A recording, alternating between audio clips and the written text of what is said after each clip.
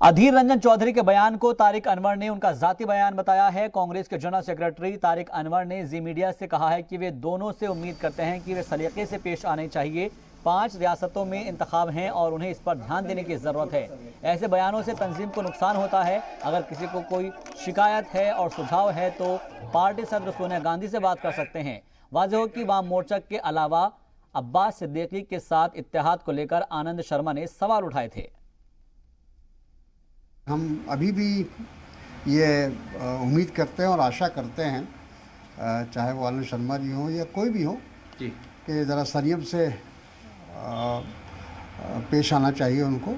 अभी 5 राज्यों का चुनाव है और हम सब लोगों को कंसंट्रेट करना चाहिए उस चुनाव में।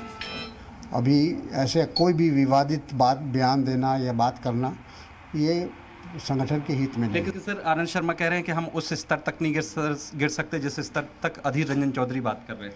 अब ये उन दोनों के बीच का मामला है, उसमें हमें कुछ नहीं कहना। पार्टी समझाएगी, आप लोग बात कर रहे हैं इन लोगों से। देखिए, ये लोग सभी सीनियर लोग हैं और इतने सीजन्ड लोग हैं, उनको खुद इन चीज़ों को समझना चाहिए कि आज हमारे सामने क्या चुनौती है। और कोई भी बात हो तो सीधे लीडरशिप को बताना चाहिए, कांग्रेस अध्यक्ष को बताना चाहिए। अगर कहीं कोई उनको लगता है कि उनका सुझाव ज़रूरी है तो वो कांग्रेस अध्यक्ष को दे सकते। और इस खबर पर मजीद अपडेट के साथ जी मीडिया नुमाइंदे प्रबीर चक्रवर्ती हमारे साथ बराह रास्त कोलकाता से जुड़ रहे हैं। सीधे उनका रुख करते हैं। प्रबीर, घर की बात है तो घर के अंदर ही बात कर लेनी चाहिए। ये बात साफ तौर पर कही जा रही है कि अगर कोई मसला है उसको लेकर घर में सुलझाया जा सकता है। मैं आपसे समझना चाहूंगा कि इसको लेकर अभी फिलहाल के अंदर क्या रस्साकशी चल रही है। प्रबीर चक्रवर्ती, आपको आवाज मिल पा रही हमारी?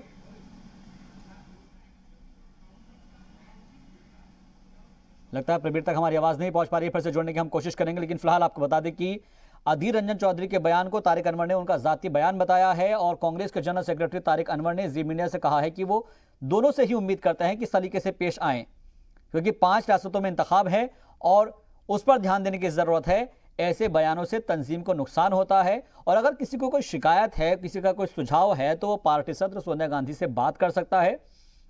आपको इसके पीछे की खबर बताते हैं कि वाम मोर्चा के अलावा अब्बास सिद्दीकी के साथ इत्तेहाद को लेकर आनंद शर्मा ने सवाल उठाए थे।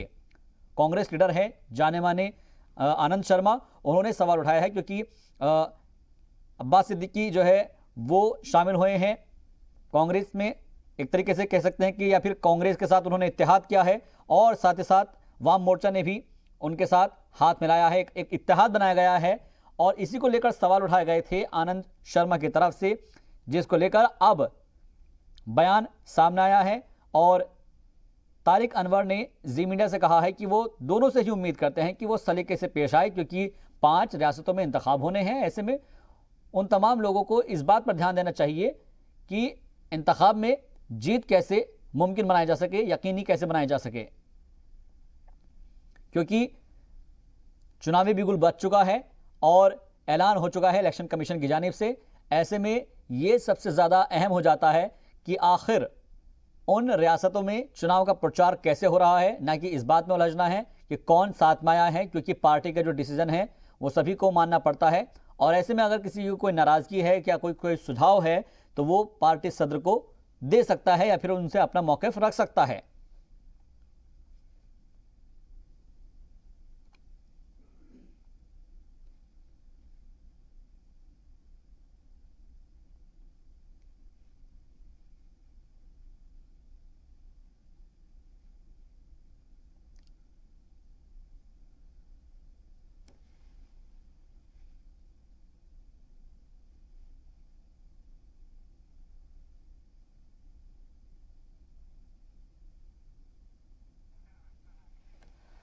और इस खबर पर हमारे साथ जुड़ रहे हैं जी मीडिया नुमाइंदे प्रबीर चक्रवर्ती। सीधे उनका रुख करते हैं, कोलकाता से हमारे साथ जुड़ गए हैं।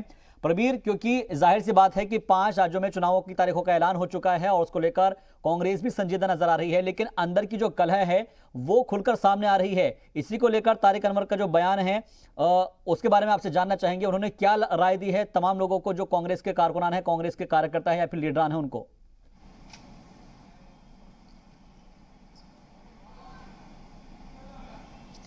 देखिए, कांग्रेस ने अभी उसका जो पॉलिटिकल जो प्रोपेगेंडा है, पॉलिटिकल जो स्ट्रेटजी है वो तैयार करने में यहाँ पर जारी है, क्योंकि लेफ्ट के साथ उसका गठबंधन हुआ है, लेकिन आईएसएफ उस गठबंधन में है, लेकिन आईएसएफ के साथ कांग्रेस का जो अंडरस्टैंडिंग वो ठीक नहीं है। कांग्रेस का जो यहाँ पर कर्मी है, लीडर्स है, वो नहीं चाहता आईएसएफ के साथ कांग्रेस जाए, लेकिन कांग्रेस लेफ्ट के साथ है, आईएसएफ भी है, इसलिए आईएसएफ का साथ कांग्रेस का जो गठबंधन वो होना चाहिए, ऐसा मानता है यहाँ का जो प्रेसिडेंट है स्टेट का अधीर चौधरी। लेकिन आईएसएफ का साथ कांग्रेस का भी सीट शेयरिंग वो अभी तक फाइनलाइज नहीं हुआ, इसलिए थोड़ा प्रॉब्लम आईएसएफ के साथ कांग्रेस का चल रहा है, इसलिए कांग्रेस का जो लीडर्स है वो खप्पा है थोड़ा आईएसएफ का ऊपर, ऐसे लेफ्ट का भी ऊपर वो थोड़ा खप्पा है, क्योंकि कांग्रेस जो लीडर्स है, ग्राउंड लीडर्स है, वो नहीं चाहता कांग्रेस आईएसएफ का साथ गठबंधन में जाए, इसलिए थोड़ा दिक्कत है, थोड़ा प्रॉब्लम है। लेकिन दूसरी तरफ ये कहा जा रहा है कि टीएमसी की तरफ से भी कि अलग अलग जगह पर हमने देखा है कि बहुत सारे लोग टीएमसी को ज्वाइन कर रहे हैं। उधरली तरफ हमने देखा है कि जो एक इत्तेहाद खड़ा हो रहा है, जो एक लोग एक साथ मिलते चले जा रहे हैं, फिर चाहे वो अब्बास सिद्दीकी की बात की जाए या फिर जो लेफ्ट पार्टीज है वो भी कांग्रेस के साथ आ रही है। क्या इसको लेकर भी कोई बात हुई है कि भाई आप बाद में सुलझा लेना इस मसले को, पहले हम चुनाव लड़ लें उसके बाद में इसको देख लेंगे?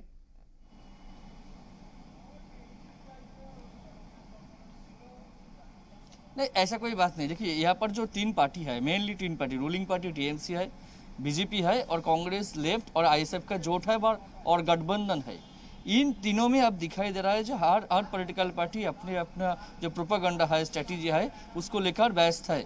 लेकिन टीएमसी का लीडर्स कुछ छोड़ के बीजेपी जा रहा है, बीजेपी का कुछ लीडर उधर जा रहा है, लेफ्ट और कांग्रेस का जो गठबंधन है वो अभी तक फाइनलाइज नहीं हुआ। ऐसे इसके सिवा जो तीन पार्टी है, इसका जो कैंडिडेट लिस्ट अभी तक अनाउंस नहीं हुआ। सुतरां सब मिलकर यहाँ का जो सिचुएशन है, पॉलिटिकल सिचुएशन, इलेक्शन डिक्लेयर होने के बाद हर पार्टी अपना अपना प्रोपेगेंडा स्ट्रेटजी लेकर व्यस्त है। अब देखना है आगे कौन क्या करता है। जी, इसके अलावा ये भी कहा जा रहा है कि 11 मार्च को ममता दीदी अपना पर्चा दाखिल करेंगी, उसको लेकर क्या अपडेट आपके पास?